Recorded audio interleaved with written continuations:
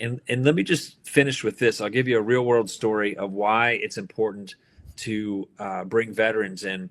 And there's one tragedy that happened recently in West Virginia, and it was when we my opponent Shelley Moore Capito voted for the Afghan refugee resettlement program, and it just brought in at the very end sort of wham bam slipshod without a lot of vetting about 100,000 Afghans into our country.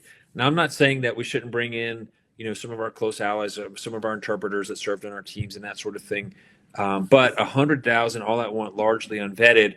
Well, one of whom didn't adapt to U.S. society, drove across the country and killed Sarah Beckstrom, who was one of my sisters in the West Virginia National Guard, and severely wounded Andy Wolf, who's another National Guard member from my home county.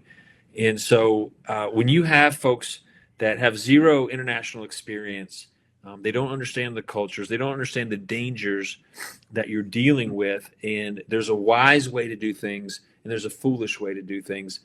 And so that's just one example, concrete example of why it matters to have veterans serving in these positions of high authority like U.S. Senate, because that's a seat that's making decisions for our entire country.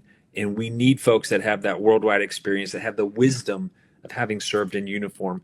And so just another reason why I'm stepping forward and asking folks to support me in this U.S. Senate race, this U.S. Senate primary next Tuesday, May 12th.